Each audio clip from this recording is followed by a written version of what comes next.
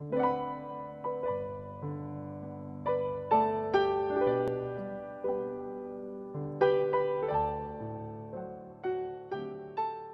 재밌게 사는 것을 행복이라고 생각합니다. 그런데 실제로 우리의 행복은 재밌게 사는 것만 행복은 아니라는 걸 분명히 알 수 있습니다. 그것은 뭐냐 하면 예배 현장에서 믿는 사람만이 느낄 수 있는 행복과 자유함이 따로 있다는 것입니다. 우리가 이 세상을 살아가면서 묶인 게 얼마나 많습니까? 정말 그렇죠. 걱정과 근심과 두려움에 묶이고요. 해는 바뀌었지만 내 앞에 다가오는 현실의 문제들을 말미암아서 여전히 불안할 수 있습니다. 여전히 내 현실적인 문제는 해가 바뀌어서 하루가 지났다고 해서 바뀐 건 아니거든요. 우리 그런 이제 새해 들어와서 여러분과 제가 정말로 하나님 만나는 역사 있었으면 좋겠습니다.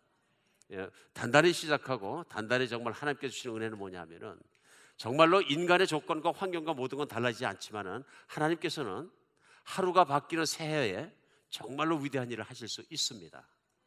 그 위대한 일이, 그 놀라운 은혜가 여러분과 제 정말 삶 속에, 저희 속에 일어나는 일이 있었으면 참 좋겠습니다. 자, 새해에 정말로 희망이 있는 것은 뭐냐 하면요, 2016년은 아무도 살아보지 않았다는 것입니다. 누가 살아본 사람이 있으면 2016년에 대해서 말해줄 것인데, 그 2015년에 대해서는 2015년의 사건, 사고, 기타 여러 가지에 대해서 할 말이 있는 사람들이 많고 각 방송사가 그 언론을 취합해서 얘기합니다. 그런데 2016년에 대해서 말하라고 그러면 예견을 할 수 있으면 아무도 확신하지 못합니다. 무슨 일이 일어날지 모릅니다. 그러니까 2016년에 3차 대전이 일어나가지고 세상이 막 부서지고 다 부서지고 인구의 절반이 죽고 핵전쟁으로 너덜너덜해지고 지구가 살만한 곳이 못 되고 우주엔 개발하는 곳이 없고 막 엉망진창이 될지, 누가 얘기하는 것처럼 2016년도에는 정말로 각 나라가 사랑하고 통일해서 하나같이 사랑하면서 아름다운 세계가 꾸려질 것인지 아무도 모릅니다. 어렴풋이 예견합니다. 힘들 것이다, 복잡할 것이다, 다 얘기합니다. 그러나 아무도 살아가 보지 않았기 때문에 아니야, 좋을 거야 하고 생각하고 살아가는 사람들을 뭐냐면 긍정의 힘을 믿고 살아가는 사람들이라고 합니다. 그러니까 부정적으로 살아가는 사람보다 그래도 긍정적으로 살아가는 사람이 상당히 힘이 있습니다.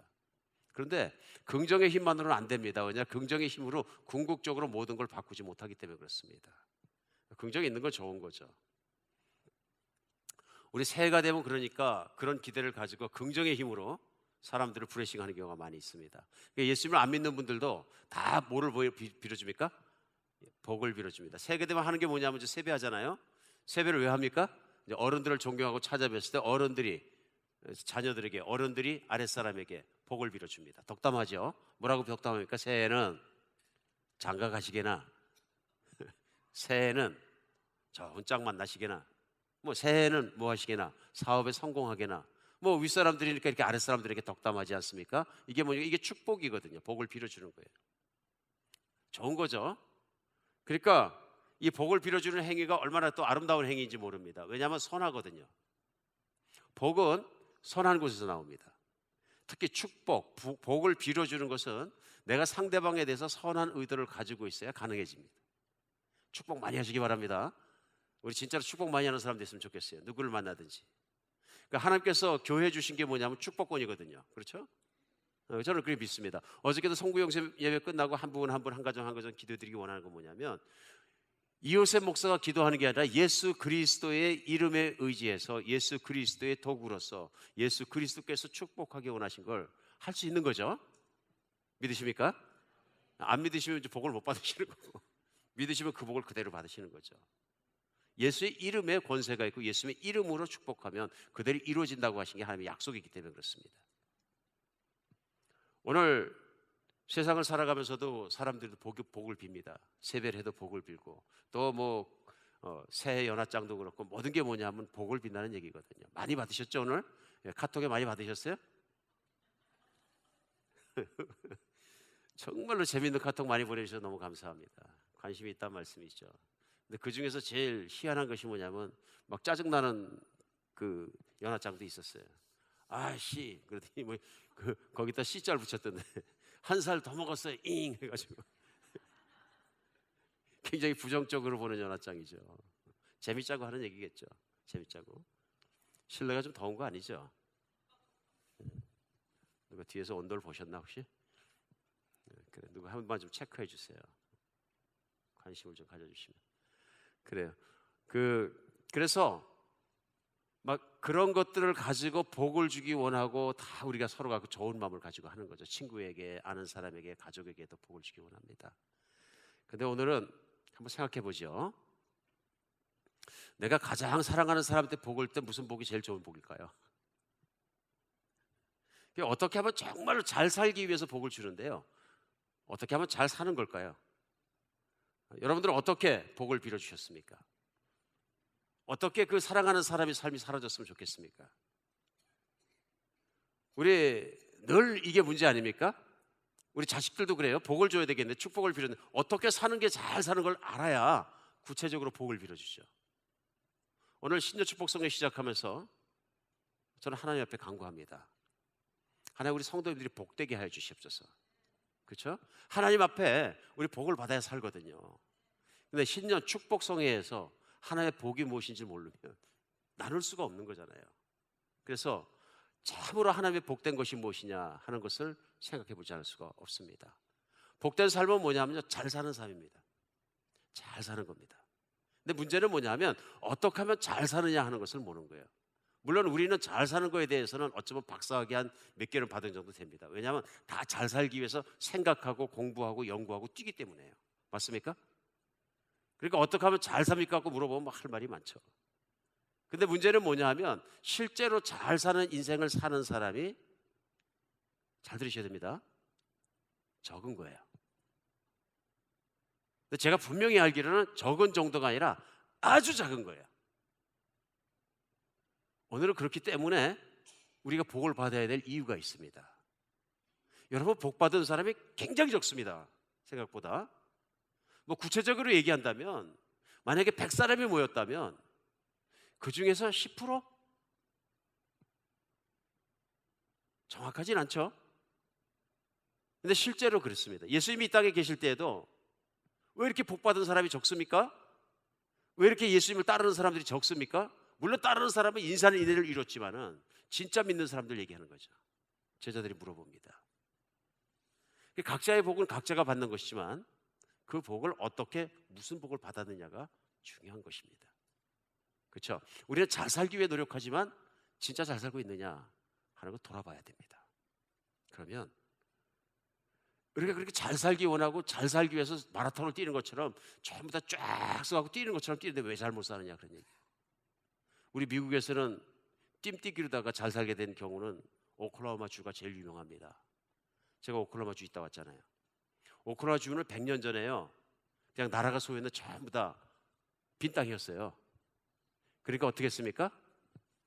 쫙 사람들은 어느 날짜를, 시간을 정해서 줄 세워놓고 마차로, 말로 막 뛰게 해가지고 총을 팍 쏘면은 다 뛰어가는 거예요. 그럼 그 하루 전날에 뭐 몇 대가씩 다 뛰어가지고 거기다 깃발을, 남발을 붙여갖고 다 꽂아놨어요. 그러니까 최대 속도로 빨리 가갖고 먼저 깃발을 뽑아놓은 사람이 자기 땅이에요. 이게 뭐예요? 땅 따먹기예요. 랜드런 한 거죠. 기가 막힌 일이 많이 일어났습니다. 그러니까 오클라호마 사는 사람들, 그 랜드런 한 사람들의 전부 다 후손들이에요. 기가 막힌 거죠. 뛰어가야 되는 사람도 있고 말 있는 사람 말 타고 뛰어가고요. 그리고 깃발 뽑아오는 대로 자기 땅이 되니까. 어쩌면 우리 인생은 잘 살기 위해서 오클라호마의 랜드런에서 뛰어갔던 그런 인생 같은지도 모르겠습니다. 깃발 많이 뽑아오면 부자가 되는 거죠. 물가에 목장에 할 수 있고 기가 막힌 땅을 착 뽑아오면 자기가 부자가 되는 거죠. 실제로 오클라호마 랜드런을 잘해가지고 부자가 된 사람들 후손들이 많습니다. 땅 부자들이에요. 그리고 그 땅에서 기름이 나왔거든요. 석유가. 기가 막힌 일이죠. 우리 인생을 그렇게 살면서 잘 살기 위해서 여러 가지를 강구합니다. 잘 살고 싶은 것은 당연한 얘기입니다. 하나님께서 우리가 잘 살길 원하십니다. 믿으십니까? 정말입니다. 그런데 문제는 뭐냐 하면 잘 사는 사람이 적다는 데 있어요. 오늘부터 시작해서 금년에 진짜 잘 사는 사람이 되었으면 좋겠습니다. 그런데 잘 살기 위해서는 반드시 필요한 것이 있습니다. 이것이 없이는 잘 살 수 없고요, 이것이 없이는 잘 될 수도 없습니다. 이것이 없이는 절대로 하나님의 복을 받을 수도 없습니다. 이게 뭘까요? 우리 신년 첫 번째 가로놓기 한번 하겠습니다. 이것 없이는 도무지 잘 살 수 없습니다. 성경에서는 이걸 직설화법으로 가르쳐 주십니다. 사람들이 잘 살지 못하는 이유를. 빌립보서 3장 18절로 19절에 보면요,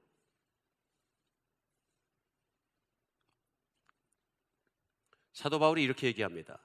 내가 여러 번 너희에게 말했거니와 이제도 눈물을 흘리며 말하노니 여러 사람이 그리스도 십자가의 원수로 행하느니라. 19절 그들의 마침은 멸망이요 그들의 신은 배여 그 영광은 그들의 부끄러움에 있고 땅의 일을 생각하는 자라. 빌립보 교회는 신앙이 좋은 교회였는데요, 이런 교회는 복음이 필요 없을 정도다 할 정도로, 이런 말씀이 필요 없다 할 정도였는데 칭찬받은 교회거든요, 믿음이 좋기로. 근데 그 교회를 향해서 오늘 뭐라고 얘기하고 있냐면 사도 바울이요, 내가 여러 번 말하였거니와. 사람들이 복이 없이 살아가는 모습을 보면서 수도 없이 얘기했다는 얘기예요. 내가 수도 없이 지금도 내가 눈물을 흘리면서 호소하고 눈물을 흘리면서 피를 토하도록 여러분께 얘기하노니 여러 사람이 그리스도의 이것의 원수로 사느니라. 뭐예요? 십자가예요. 교회 안에 있는 많은 사람들이 그리스도 십자가의 원수같이 사느니라, 이렇게 얘기하는 거죠. 그래서 그렇게 살기 때문에 그들의 마침은 멸망이요, 멸망이요, 복이 아닙니다. 화입니다. 그들이 사는 삶이 화를 부르고 있다는 얘기예요. 복을 부르는 게 아니고 화요. 그들의 영광은 부끄러움에 있고, 뭘 열심히 쌓긴 쌓는데 부끄럽고, 그들의 하나님은 배다. 그러니까 잘 살다는 것을 어떻게 파악하느냐에 따라서 이런 말씀이 적용될 수 있다. 왜 그러냐 하면 그 이유가 땅의 일을 생각하는 자라. 땅의 일만 생각하는 거죠. 그러니까 쉽게 생각하겠습니다. 왜 잘못 살았습니까? 가로놓게 들어가는 십자가입니다. 십자가가 빠진 인생을 살아간 거예요. 그러니까 쉽게 표현하면 그리스도 예수의 십자가와 원수되는 인생을 살았다, 그런 말씀이에요. 반대 인생을 살았다. 오늘 신정주보 성회 시작하면서 첫날 우리는 분명히 알아야 됩니다. 사람이 잘 살기 위해서는 먼저 해야 될 것이 있습니다. 근데 우리 인생은 늘 사는 것에 대해서 생각합니다. 사는 게 먼저입니다. 생사의 기로, 생자가 사자 앞입니다. 왜냐하면 살고 끝에 죽음이 온다고 생각하거든요. 근데 성경은 반대입니다. 죽어야 잘 살 수 있다고 얘기합니다. 죽어야 잘 살 수 있다.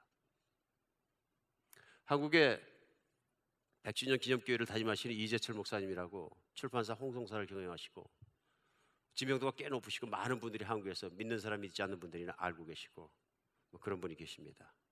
이분이 워낙 유명해졌기 때문에 믿지 않는 사람들도 젊은이들의 멘토 중에 상당히 높은 퍼센트를 뽑기도 하고 그렇습니다. 신망이 높으신 목사님이신 거죠. 그 목사님이 2013년에 2년 전에 암에 걸리셨어요. 암에 걸리셔가지고 진짜 고생하셨나 봐요. 머리도 하얘지고 하여튼 방사선 치료에 여러 가지 치료를 많이 수십 번에 걸쳐서 받으셨다 그러네요. 그래서 어떨 때는 계속 설교를 하셨는데 나와서 설교 연걸 들고 겨우 읽으실 정도로 치료받는 기간 중에 힘이 없으셨는데 요즘 많이 회복되셔서 직접 설교하실 수 있다 그러시네요. 유명하시니까 연말이 되어갖고 어느 유명한 신문사에서 가서 그런 목사님을 인터뷰를 했습니다. 그래서 제일 먼저 물어본 질문이 뭐냐면 암에 걸리셔갖고 치료를 받고 계시는데 죽음이 두렵지 않으십니까? 하고 물어봤어요. 그러니까 이재철 목사님이 답변하셨어요. 예, 세상 모든 사람이 안 죽는다, 영원히 산다. 그런데 나만 암에 걸렸다. 그렇다면 이 죽음은 정말 공포입니다. 그렇겠죠? 세상 사람들은 영원히 살아요. 다 안 죽어. 근데 나만 암에 걸려서 죽어. 비극 중에 비극입니다. 안 그렇습니까? 근데 사람들은 다 죽지 않습니까? 빠른가 느린가 그거 차이가 좀 있는 것 뿐이지 알고 보면 다 죽는데 다 죽는 게 무슨 공포의 대상이 되겠습니까? 그러면서 그 하신 말씀이 뭐냐면 저는 암에 걸리고 나서 항상 저는 제가 죽음을 내 호흡이 끝나면 죽으니까 코끝에 달고 산다고 생각했는데 그게 아니고 죽음은 내 안에 있다는 걸 알았습니다. 그러니까 쉽게 표현하면 내가 죽음을 끌어안고 살고 있습니다. 죽음을 끼고 살고 있습니다.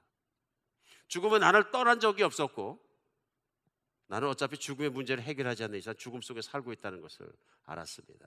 그러니까 죽음이라는 건 이해의 대상도 아니고 죽음은 자연의 이치고 하나님의 섭리이고 결국은 받아들여야 되는 대상일 뿐입니다. 그러면서 죽음을 받아들일 수밖에 없지 않습니까? 하고 기자에게 답변하였습니다. 기자가 물어봅니다. 그렇게 죽음을 받아들이면 뭐가 달라집니까? 답변이 명답입니다. 잘 들으시기 바랍니다. 삶이 달라집니다.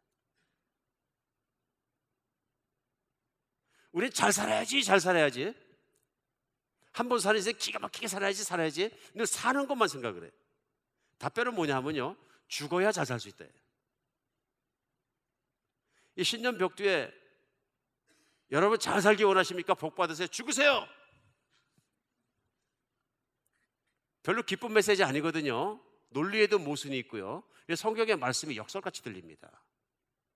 역설같이요. 그런데 보면은 빌립보서에서 너희가 그리스도의 십자가의 원수로 행한다. 이유가 있습니다. 이유가. 오늘 이 이유가 깨달아지고 정말로 잘 살 수 있는 길로 들어가는 여러분과 제가 되었으면 좋겠습니다. 인생이 왜 못 살게 되느냐 하면요, 인생을 뒤집어서 뒤바꿔 사니까 그렇습니다.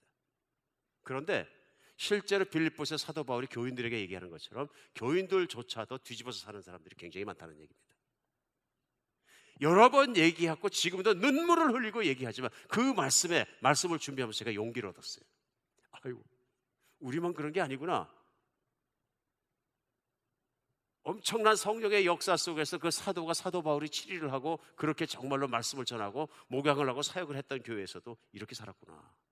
오히려 위로가 되더라고요. 그래서 용기를 냅니다. 오늘 하나님께서 역사하셔서 오늘 정말로 우리가 잘 살 수 있는 길을 인도해 줄 줄 믿습니다. 그럼 죽으면 삶이 달라진다 그러는데요. 그렇죠? 내가 노력해서 내가 죽으면 죽음을 받아들이면 삶이 달라진다. 그럼 그것이 무슨 얘기냐 그런 얘기입니다. 대관적으로. 오늘 그걸 풀어주는 말씀이 로마서 6장에서 찾을 수 있습니다. 오늘 본문은 로마서 6장 6절로부터 11절까지 짤막한 말씀입니다.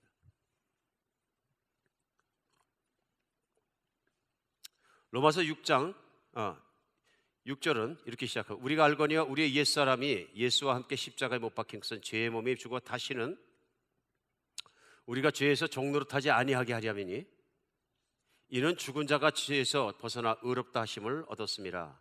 만일 우리가 그리스도와 함께 죽었으면 또한 그와 함께 살 줄 믿노니 이는 그리스도께서 죽은 자 가운데서 살아나셨으며 다시 죽지 아니하시고 사망이 다시 그를 주장하지 못할 줄을 알미로라. 그가 죽으심은 죄에 대하여 단번에 죽으시며 그의 살아계심은 하나님께 대하여 살아계심이니 11절 요절입니다. 이와 같이 너희도 자신을 죄에 대하여 죽은 자요 그리스도 예수 안에서 하나님께 대하여는 살아있는 자로 여길지어다. 아멘. 이 말씀 저도 로마서를 3번이나 강의했던 것 같습니다. 그리고 오늘 빌립보서에서 사도 바울이 말씀하시는 것처럼 정말 여러 번 얘기했던 것 같습니다.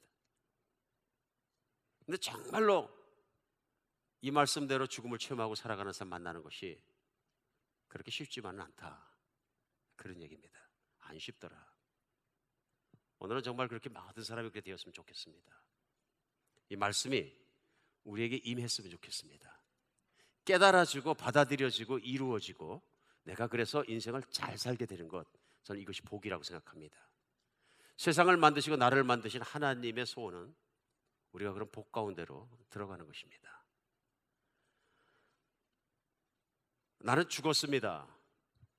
많은 분들이 얘기할 수 있습니다. 나는 그리스도와 함께 십자가에 못 박혀 죽었습니다. 그런데 오늘 본문도 나오죠. 6절에 우리가 알거니와 우리 옛사람 예수와 함께 십자가에 못 박힌 것을 죄의 몸이 죽어서 다시는 우리가 죄의 종노릇을 하지 아니하리 함이라 하면서 예수님과 함께 십자가에 못 박혀 죽었다. 그러니까 그리스도인이라고 불리는 믿음의 사람들의 신앙생활의 시작은 어디부터 시작하냐면요, 내가 예수 그리스도와 함께 십자가에 못 박혀 죽었다부터 시작합니다. 죽었다. 그러니까 신앙생활의 시작은 삶이 아니고 죽음이에요. 죽었다 해서 시작하는 거예요. 근데 이 죽음이 시작이기 때문에 그리스도 예수의 십자가가 그렇게 중요한 거죠. 왜냐하면 옛사람, 그 죄의 종노릇할 수밖에 없는 옛사람이 죽었다 하는 거예요. 근데 문제는 뭐냐면 많은 사람이 이걸 받아들이기가 힘들어요. 그래갖고 실제로 신령하다 분이나 사역자들 하시는 그런 분들도 계속 이제 이런 복음의 말씀이 전해질 때 물어보시는 말씀들이 있어요. 그 말씀이 뭐냐면 어떻게 하면 죽습니까? 자꾸 나는 죽었다, 나는 죽었다, 나는 죽었다 자기 암시를 하는 겁니까? 시간이 날 때마다 나는 죽었다 이렇게 하는 것입니까? 아니면 이걸 어떻게 하면은 그러면 내가 죽은 것이 받아들여지고 하나님 말씀이 내 안에 임하고 내가 잘 살 수 있게 되고 좋은 신앙인이 되는 겁니까? 이거 정말 솔직한 질문이거든요. 엄청 솔직한 질문이거든요. 이게 무슨 얘기냐 하면요, 너무너무 쉬운 말씀인데 사실은 내 삶에 적용할 때는 너무너무 어려워진다는 거예요. 여러분 안 그렇습니까? 왜 어렵습니까? 나는 죽었다 그러는데 내 안에 혈기도 있고 내 안에 욕망도 있고 내 안에 음란한 것까지 있고 내 안에 그 모든 것이 변화되지 않을 때 그대로 있는 모습을 보면서 푹푹 쓰러지는 모습을 보는 거예요. 내가 죽었으면 그런 일이 없어야 되는데 그런 일이 있으니까 힘들어하는 거예요. 그런데 오늘 본문 6장 11절에서 뭐라고 말씀하시냐면요, 이와 같이 너희도 너희 자신을 죄에 대해서는 죽은 자여 그리스도 예수 안에 하나님에 대해서는 살아있는 자로 여길지어다. 여긴다 얘기합니다. 여긴다. 그럼 내가 어떻게 죽습니까? 내가 십자가의 스스로를 못 받고 못 2개 받고 못 3개까지 박아가지고 그냥 매달려서 그냥 죽어버립니까? 그런 얘기 아니죠.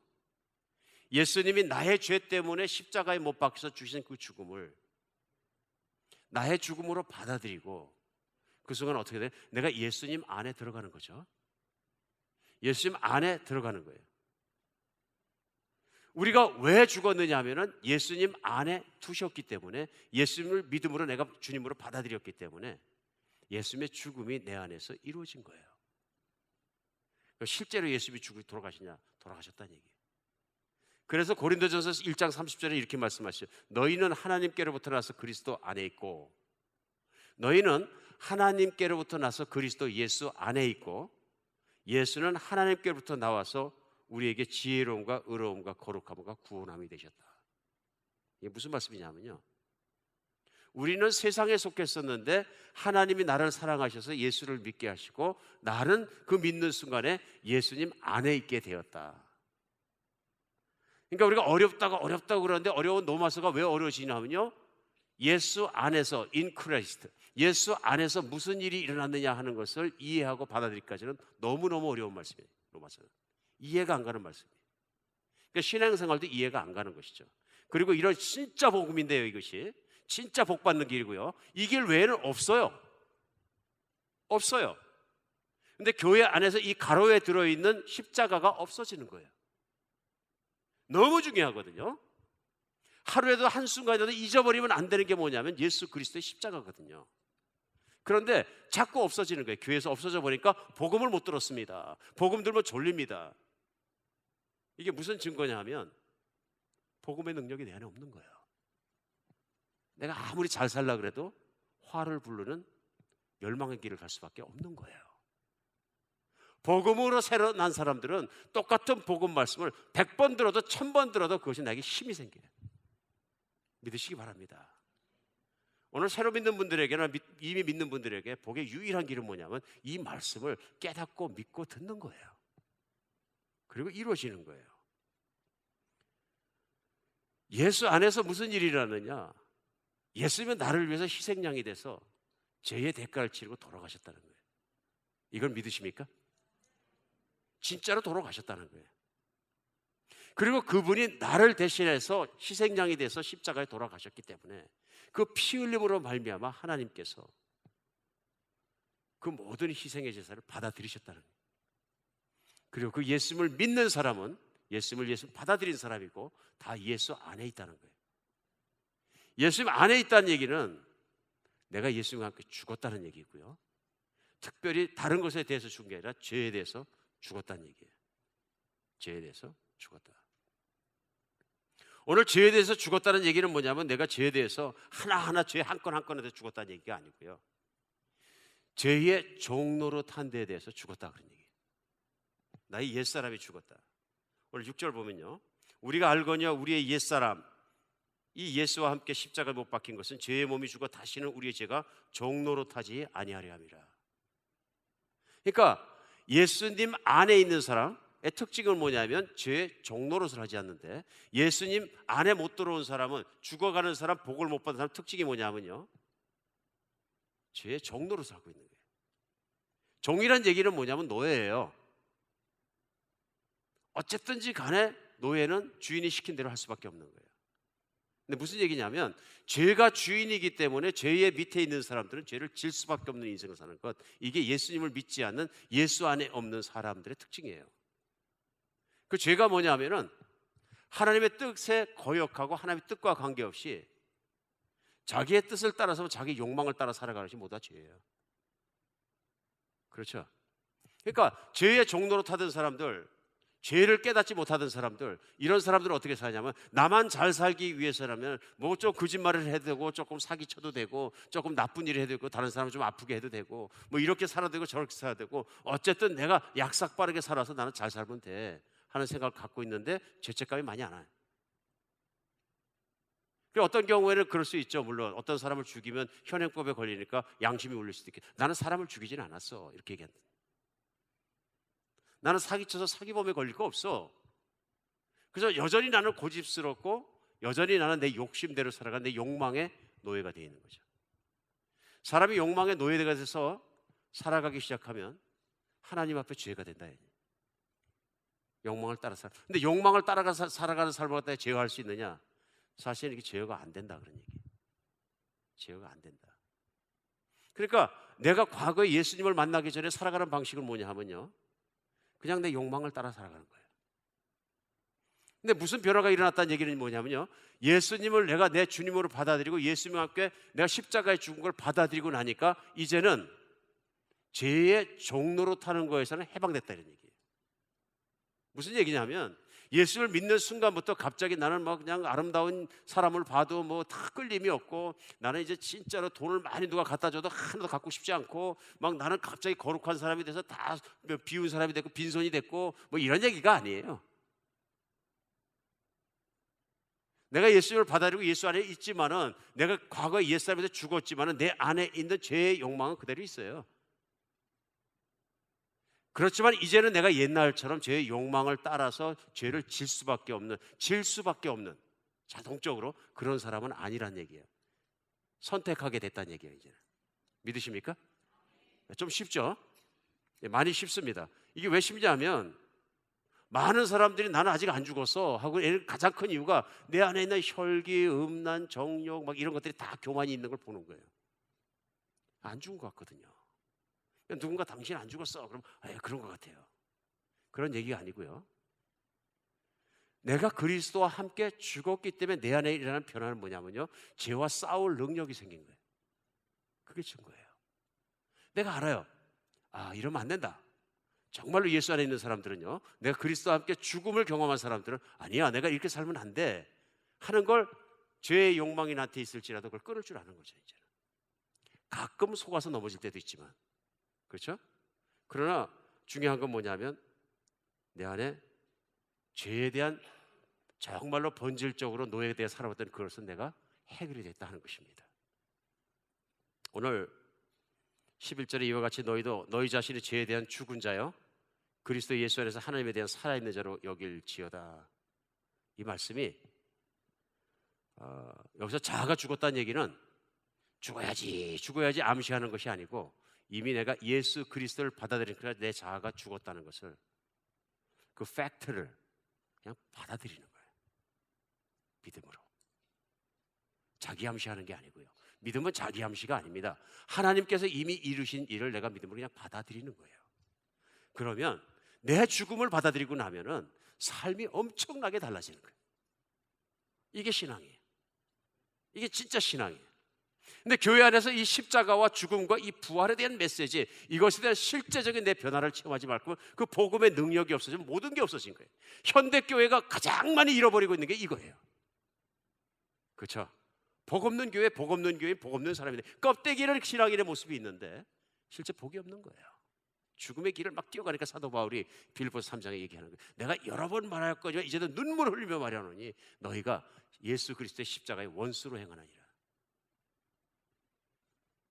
자아가 죽었다는 얘기는 결혼하고 비슷합니다. 결혼. 왜 그래요? 결혼하면 주장대로 못 삽니다. 내가 결혼하는데 내 주장대로 살려고 그러는 사람은 결혼 깨갔다는 사람이에요. 세상에 있는 결혼이 다 망가지고 난리가 치는 이유는 왜 그러냐면요, 결혼의 의미를 모르기 때문에 그래요. 결혼은 자아 부인 없이 하는 절을 깨지게 돼 있어요. 맞습니까? 결혼 30년 이상 해보신 분. 30년 살다 보면 결국은 뭐 자아가 죽습니까? 확실히 죽죠. 어떻게 죽습니까? 버텨봤자 안 되니까. 자기 주장대로 살면 자기 무덤을 파는 거기 때문에 어떤 사람들은 결혼은 죽음이라고 그러고 무덤이라고 그래요. 이런 분들은 결혼을 잘못하신 거예요. 내가 결혼을 하면 내가 100만큼 있었는데 아내가 나를 도와주면 내가 150의 인생을 살 것이다. 반대로 생각하신 거예요. 나를 깎아서 아내를 위해서 주지 않으면 그 가정은 절대로 잘 되지 않습니다. 불가능합니다. 그 부부 생활이 괴로운 것은 자아가 죽지 않은 사람이 있기 때문에 그래요. 근데 반대로 자아가 죽은 사람의 부부 생활은 항상 행복합니다. 너무너무 좋습니다. 이건 제가 100% 개런티 해줄게. 목회자를 하면서 가정들을 수도 없이 봤거든요. 가정이 잘 되는 가정은 전부 다 그리스도 예수 안에서 자아가 죽은 사람들의 가정이에요. 이게 안 주면은 완전히 캐렌독스의 어떤 지금 아직까지도 막 10년, 20년, 30년 신앙의 연조가 깊은 것처럼 예를 들면 결혼 생활의 연조가 깊은데도 막 계속 부딪히고 싸우고 그래도 괜찮다 그래. 괜찮은 거 아니거든요. 누군가 그 안에 죽지 않은 사람이 있는 거거든요. 살려고 난리치니까 그 자아가 발산해가지고 막 안 난리를 치는 거거든요. 신앙생활은 예수님과 연합됐다는 얘기는 예수님과 결혼한 거 똑같은 겁니다. 그렇죠? 예수님과 연합됐는데 예수님과 결혼했는데 내가 내 주장을 내세우면요, 그건 신앙이 아니에요. 나는 내 신앙의 방법이 있고 내 길이 따로 있고 인생의 길이 따로 있고 나 고집이 남아있다 그러면 나는 자아가 안 죽은 거예요. 예수님의 죽음을 내 죽음으로 받아들였다는 얘기는 내가 정말로 예수님의 십자가에 묻힌 모습을 생각하면서 나 같은 인간 때문에 죽으신 예수님 때문에 죄감이, 죄에 대한 죄책감이 나를 눌러서 내가 이제는 정말 내 몸, 내 마음, 내 인생 다 바쳐서 예수님만 따라가고 싶습니다 하는 믿음의 고백이 있는 거예요. 이게 연합이거든요. 결혼하고 똑같습니다. 요즘 어떤 총각이 처녀에게 프로포즈하면서 무릎 꿇고 반지 주면서 나는 당신을 위해서 지금부터 영원히 사랑하겠습니다. 이 반지를 받으시고 결혼해 주시겠습니다. 이 얘기가 뭐예요? 왜 무릎 꿇는 거예요? 당신 앞에 항복이거든요. 그것이 어떤 것이거든요. 그래야지 연합이 되는 것이거든요. 그럼 진짜 행복한 나 보고 받아야 되는 거죠. 근데 자매님들 받을 때 뭘 받아? 나도 이 남자를 위해서 항복할 수 있는 마음이 있는가? 사실은 서로 무릎 꿇고 받아야 되는 거예요. 주고받아야 되는 거예요. 그렇죠? 이게 안 되면 결혼 생활 안 되는 것처럼 신앙생활이 뭐냐면 내가 예수님 안에 들어가는 순간 나는 내 것을 주장하는 것을 포기한 거예요. 포기한 거예요. 정말 그렇습니다. 근데 이게 안 되면 결국은 어떻게 되느냐면요, 맨날 싸우는 게 되는 것이죠. 내가 내면에서 싸우고 외면에서 싸우고 후닥닥거리고 싸우다 보니까 인생이 엉망이 되는 것입니다. 사랑하는 여러분, 내 인생을 잘 살기 원하면 먼저 잘 죽어야 합니다. 내 결혼이 잘 살기 원하면 내가 배우자에 대해서 잘 죽는 데 있습니다.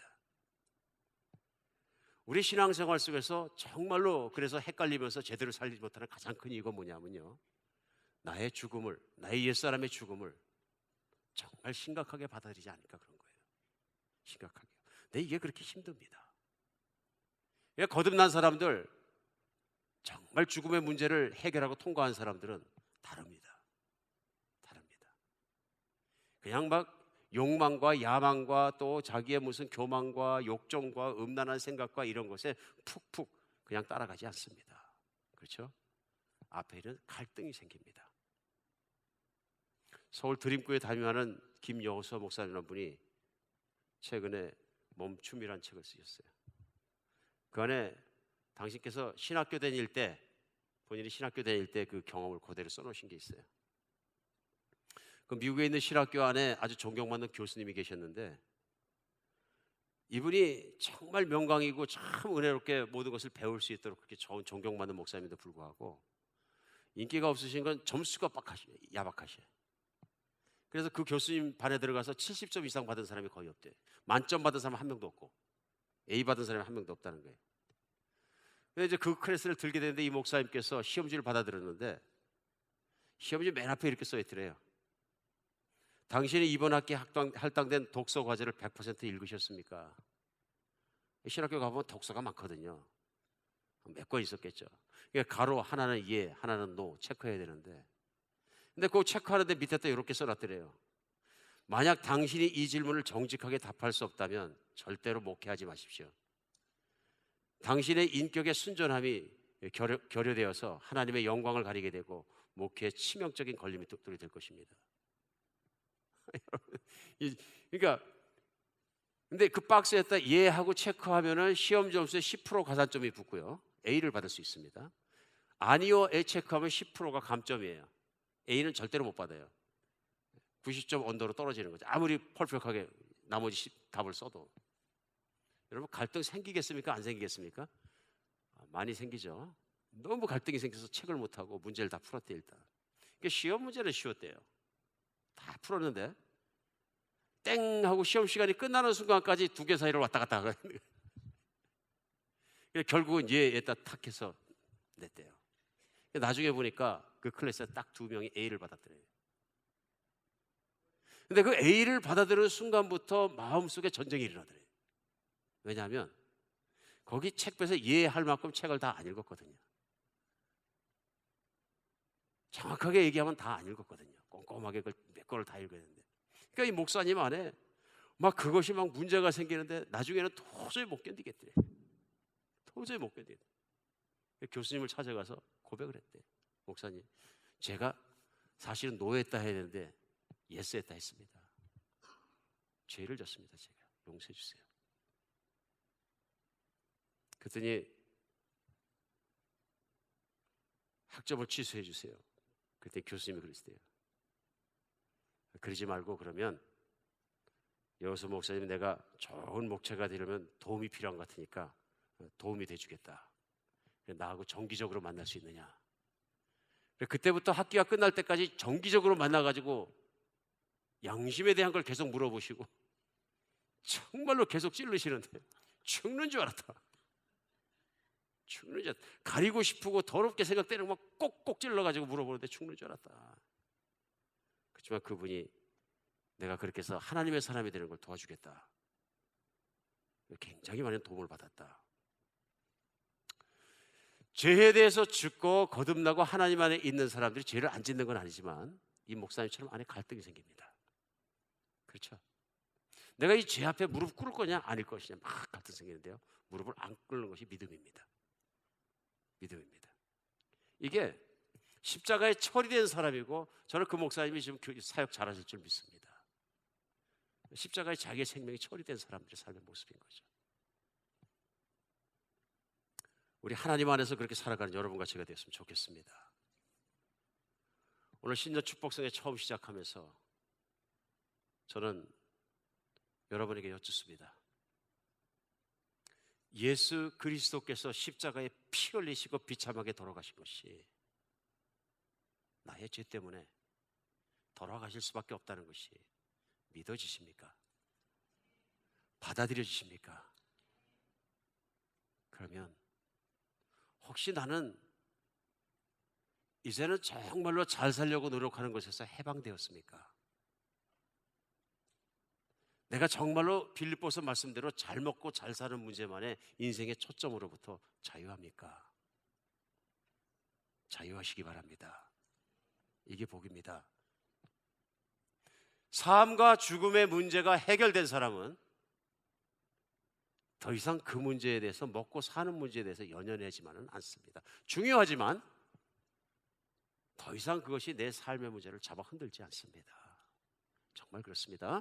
이제 그것이 안 될 때 내 양심의 말씀이 울렸을 때 계속 무거워지면 그건 말씀이 너무 힘들어요. 이웃의 말씀 그렇게 생각하지 마시고 고민하시기 바랍니다.